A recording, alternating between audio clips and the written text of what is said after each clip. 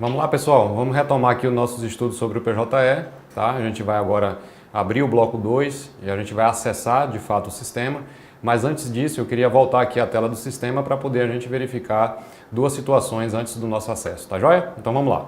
A primeira situação que eu queria falar para os senhores é a respeito desse recapt aqui, que é um sisteminha que vai estar ajudando na segurança do sistema, tá? Do PJE. Então o recapt, toda vez que for acessado via o PJE via CPF e senha, o recapt já vai entrar em ação, mostrando algumas imagens, né? E solicitando que o usuário então faça a escolha de acordo com o que está sendo pedido ali. Imagem de faixa de loja, de faixa de pedestre e assim por diante, tá?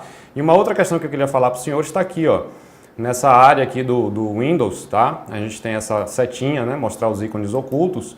E eu vou clicar aqui então ó, com o botão direito do mouse sobre o bannerzinho PJE, que é exatamente o PJE Office, e clicar aqui na opção configuração de certificado, tá joia? Nessa configuração, o que acontece? Eu tenho a opção aqui, ó, na aba avançado, eu já estou verificando que ele já reconheceu o meu certificado e está aqui o nome e eu posso inserir a senha para que ele faça já a validação do certificado, tá joia? Vou cancelar aqui, porque não é o caso agora, e vou aqui para a aba preferências, tá? E é exatamente aqui que eu vou fazer a seguinte escolha, olha só. Quando é que o PJE vai solicitar a minha senha, tá? A senha do certificado. Apenas no primeiro acesso, tá? É o padrão. A gente tem a segunda opção aqui, que é no primeiro acesso com confirmação. O que é isso? Todas as vezes que a gente for fazer o acesso no PJE, ele solicita a senha do certificado.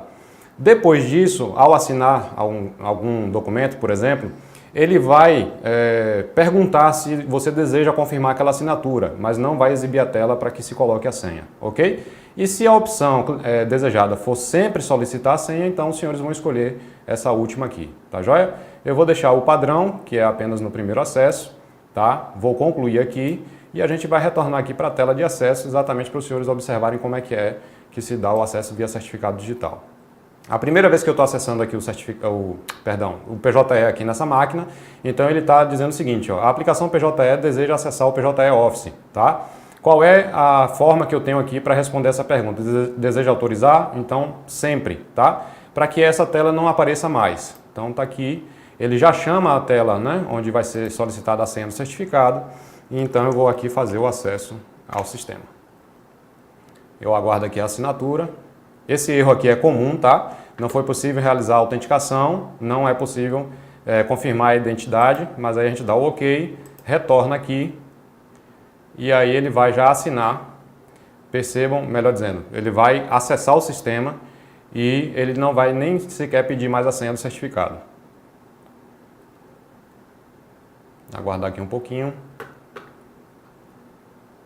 Pronto. Então o acesso está feito, ok? Antes da gente falar propriamente das funções do PJE, eu vou estar chamando a atenção dos senhores para esse banner azul aqui, tá? Lembrando que nós estamos acessando o ambiente de treinamento, a base de dados do primeiro grau, tá joia? Então aqui, ó, eu tenho essas três barras empilhadas, é o menu principal do sistema, tá? Eu tenho a opção aqui de clicar e pesquisar itens desses menus aqui abaixo, tá? O acesso rápido para que eu localize a ferramenta que eu quero imediatamente. Aqui ao lado eu tenho um linkzinho sobre esse nome aqui, PJE, que vai restaurar o quadro de avisos, que a gente vai mostrar daqui a pouquinho. Do lado direito eu tenho a informação do usuário logado, tá? Eu tenho a informação aqui, ó, essa bolinha verde significa que o acesso foi feito via certificado digital. E caso essa bolinha se apresente laranja ou amarela, significa que o acesso foi feito via CPF e senha, tá joia? E aqui clicando sobre o nome, eu posso alterar o perfil que eu estou logado, tá? Eu posso acessar aqui essa opção de alterar cor, tá? Eu vou alterar aqui para laranja, já que a gente está no ambiente de treinamento. Aconselho que os senhores façam isso para não confundirem com o ambiente real do sistema, tá? Que é um ambiente de produção. E aqui eu vou mostrar para os senhores que a gente tem a opção, ó, de escolher dentre os diversos perfis, desde que a gente já tenha logicamente sido cadastrado, tá bom? Lembrando também o seguinte, tal como é no processual, aqui no PJE a gente tem a opção de acessar ou a vara, tá? Ou o juizado adjunto, tá joia? Então o que eu vou fazer aqui? Antes de acessar juizado ou vara, eu vou começar com o perfil de distribuição. Por quê?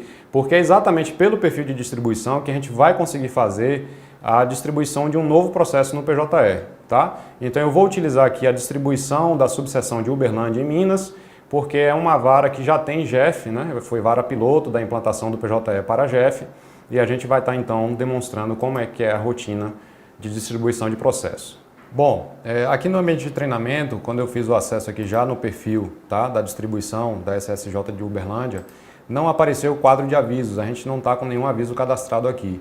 Então eu vou fazer um rápido intercâmbio aqui com o ambiente de produção, tá joia? Para mostrar para os senhores como é que é o comportamento então do quadro de avisos. Então ele está aqui, ó, esse é o ambiente real do sistema, eu já estou logado aqui como supervisor da distribuição. E aqui eu tenho exatamente a quantidade de avisos, né, que foram colocados aqui, ó, ao decorrer desse ano, tá joia? E eu tenho aqui em cima a opção de abrir a aba de pesquisa, tá? E pesquisar por título da publicação, pelo período, tá? Claro que é muito difícil a gente saber os títulos que foram escolhidos, né, aqui no quadro de avisos, então a dica que a gente sempre dá é de que os senhores pesquisem pelo período da publicação, principalmente naqueles períodos que os senhores estiverem afastados por algum motivo, tá joia? Então basta clicar aqui em pesquisar, colocar aqui o período desejado e fazer a consulta através do botão. Bom, voltando aqui ao ambiente de treinamento, a gente vai ter aqui mais uma vez lembrando do menu principal do sistema, tá? E isso aqui que os senhores já estão visualizando, assinaturas, minhas tarefas e assim por diante, que a gente chama de menu lateral, é acessível através dessa opção aqui, ó, painel do usuário gestor, tá? Então eu vou clicar aqui e aí o sistema já vai estar mostrando essas opções aqui, como eu disse, são chamadas de menu lateral, tá joia? Voltando aqui ao menu principal, eu vou acessar o menu processo, opção novo processo. Então a gente vai agora cadastrar efetivamente uma ação e eu vou falar para os senhores aqui no decorrer desse cadastramento quais são os cuidados que têm que ser tomados, tá? O primeiro deles é o seguinte, é muito comum que a parte, o advogado, até o próprio servidor, ao cadastrar uma demanda, ele procure aqui, ó, escolhendo primeiro Seção Judiciária da Bahia e ele acha que vai abrir um novo campo aqui ao lado para se escolher o local onde se deseja ver tramitando aquela ação. Mas nesse caso não vai ser adequado porque Seção Judiciária da Bahia só vai se referir às varas da capital. Então a gente vai precisar buscar mais embaixo aqui, ó, as subseções que estão relacionadas, elas estão por ordem alfabética, tá? Independentemente da seção aqui estão vinculadas. Então a gente vai ter que tomar esse cuidado. E nesse caso aqui, como eu falei para os senhores, eu vou utilizar a subseção judiciária de Uberlândia, em Minas, tá joia? Então, clicando aqui, eu já tenho uma condição de escolher qual classe judicial vai ser o meu processo. Então, eu estou indo aqui para procedimento do juizado especial cível, né, já que a gente está direcionando esse treinamento para as varas de juizado, tá? E eu vou clicar no botão incluir. Feito isso, observem que o sistema abre várias novas abas aqui ao lado direito, tá? Nós estávamos na aba Dados Iniciais e agora estamos na aba Assuntos. E aí a gente vai precisar percorrer todas as demais para poder fazer o protocolo do processo, tá joia? Então aqui, ó, no campo Assuntos, na opção Assuntos, eu tenho esse campo aqui que eu posso pesquisar, tá? Pela descrição do assunto, por exemplo, eu vou colocar aqui doença, porque eu quero dar entrada num processo de pedido de auxílio-doença, tá? Então eu tenho aqui, ó, benefícios em espécie, auxílio-doença acidentário, não vou utilizar esse caso, a gente vai utilizar auxílio-doença previdenciário, até por uma questão de competência, tá? E para que eu associe o assunto à demanda, eu tenho que clicar nessa seta aqui à esquerda, tá? Então, clicando, já vai estar associado o assunto ao processo. Detalhe, como eu só tenho um assunto associado aqui, se eu tentar remover esse assunto, o sistema não vai permitir. Então eu vou tentar aqui, ó, não é possível remover o assunto principal. E como é que eu sei então que esse assunto é o principal? É só observar esse campo aqui, ó, assunto principal, ele está aqui marcado. Bom, então vamos supor que eu errei o assunto aqui do processo, tá? E eu quero então trocar de assunto. Como é que eu devo proceder? Então eu coloco o assunto correto, vamos dizer que o assunto correto é desse código aqui, ó, tá? O 10262, só para efeito de exemplo. Então já associei o meu assunto correto, coloco o assunto correto como sendo o principal e só então eu vou conseguir excluir o assunto errado. Ok? Então tá aí feita a troca do assunto, tá joia? Mas no nosso caso, eu vou pesquisar aqui novamente, vou colocar aqui auxílio doença previdenciário, nem precisava pesquisar porque já estava disponível aqui embaixo. Aqui eu associo como assunto principal e excluo o assunto incorreto, ok?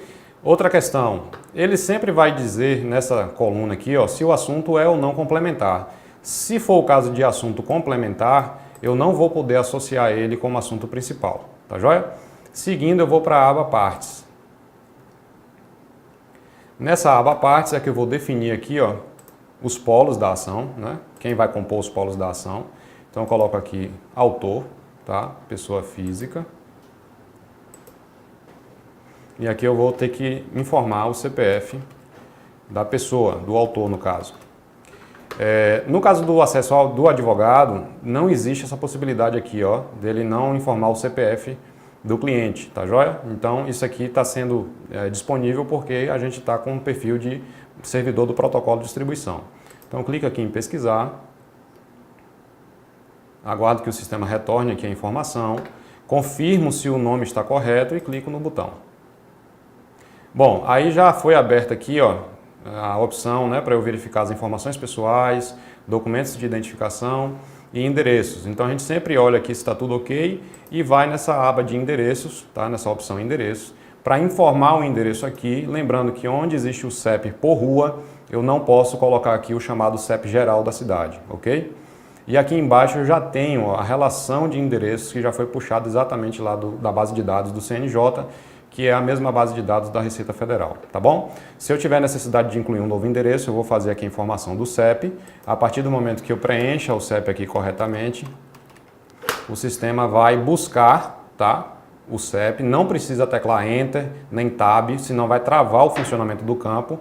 Aguarda a sugestão do resultado aqui e clica sobre o resultado para que a edição seja possível, tá? A edição é limitada, eu posso fazer aqui de logradouro, colocar o número, mas percebam que estado e cidade já estão bloqueados para edição, tá? Posso também colocar o bairro a que se refere àquele endereço e o complemento, tá joia? E aí, após a edição, clicar em incluir, tá bom? Como eu já tenho aqui um endereço para ser utilizado no processo, eu não vou fazer essa inclusão. Voltando aqui para a aba informações pessoais, é só para os senhores verem aqui que ele já puxa todos os dados, tá? Se eu fizer qualquer alteração aqui, eu tenho que clicar necessariamente no botão salvar. E aqui embaixo a gente tem esse campo Procuradoria-Defensoria. Para que vai servir esse campo? Quando a parte for representada, tá, por defensor público, a gente vai vincular essa representação aqui nesse campo. Tem muita gente que acha que é cadastrando como terceiro vinculado, mas não é. A gente acessa, tá, os dados da parte, clica nesse botão aqui, Procuradoria/Defensoria, e escolhe a opção que se adequar à questão da representação dela, tá? Não é o caso aqui, a gente vai só vincular a parte ao processo. Ok, feita a vinculação, se houver necessidade, a gente vai clicar em mais procurador terceiro vinculado para cadastrar a possibilidade que ele abre aqui, ó, o leque de possibilidades, tá? E a mais utilizada vai ser advogado, tá? Lembrando que o advogado já vai fazer isso diretamente, tá? Isso aqui é só mesmo para efeito de treinamento. Então a gente clicaria aqui, ó, na opção advogado, tá? Pesquisaria pelo CPF ou OAB do advogado e clica em pesquisar, tá joia? E aí segue vinculando a parte, né, ao advogado e inclui aquele advogado ali. Seguindo, eu tenho o polo passivo da ação, que está aqui à direita, tá? Então eu vou dizer aqui, ó, quem é que vai compor o polo passivo. Então eu vou escolher a opção réu, tá? Aqui eu tenho pessoa jurídica, tá? No caso aqui eu vou escolher Instituto Nacional do Seguro Social, que é o INSS, basta eu digitar a sigla e clicar em pesquisar, que o sistema já vai me mostrar aqui, ó, a opção exatamente do órgão que eu quero fazer constar no polo passivo. Lembrando que se for o caso de constar Ministério Público Federal, Polícia Federal, não é tipo de pessoa jurídica, é ente ou autoridade. Então eu teria que clicar aqui em ente ou autoridade para fazer a escolha do Ministério Público ou da Polícia Federal, tá bom? Voltando aqui à questão, eu estou aqui em órgão público sim, digitei INSS, já apareceu aqui a opção, eu clico para que o sistema me dê a possibilidade de inserir Lembrando que todas as vezes que a gente for inserir um órgão público, é obrigatória essa informação aqui, ó, de procuradoria associada, porque isso vai possibilitar que a gente faça intimações via sistema. Caso contrário, a intimação via sistema não vai funcionar. Então eu clico em inserir. Então já está aqui, ó, esse símbolo aqui de grupo, tá? É exatamente para identificar que aquela parte está representada pela procuradoria, tá joia?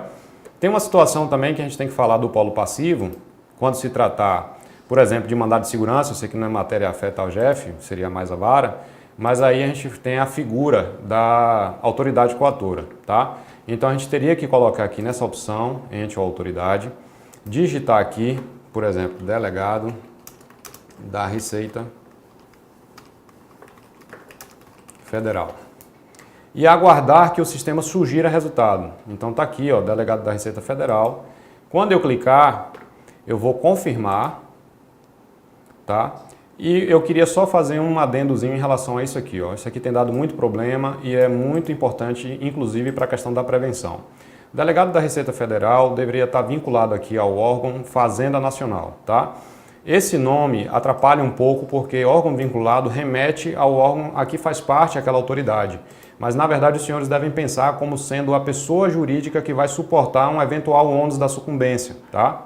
Então, a associação correta nesse caso que eu estou mostrando seria delegado da Receita Federal e órgão vinculado seria Fazenda Nacional, ok? Então, essa vinculação está errada e se eu usar esse registro aqui no polo passivo da ação, eu vou estar dificultando uma correta prevenção feita pelo PJE, tá bom?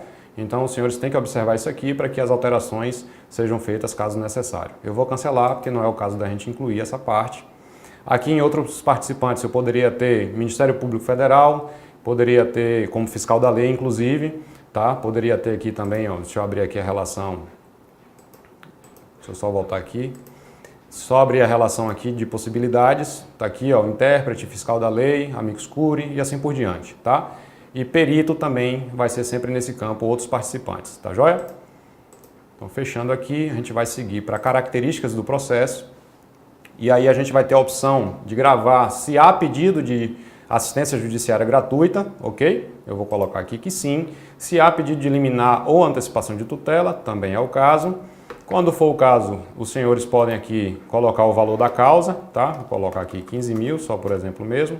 E clicar aqui também para que sejam calculadas as custas do processo, tá? Ele vai remeter aqui para o portal lá do tribunal, na opção já específica de cálculo de custas. Bom, quando eu fizer essas alterações aqui, eu tenho que salvar, tá? Esse botão salvar, ele diz respeito somente a esse primeiro frame aqui, tá joia? Seguindo, eu tenho a questão do sigilo atribuído ao processo. Se for o caso, eu devo clicar em sim e gravar sigiloso, senão o sistema não vai assumir o sigilo, ok?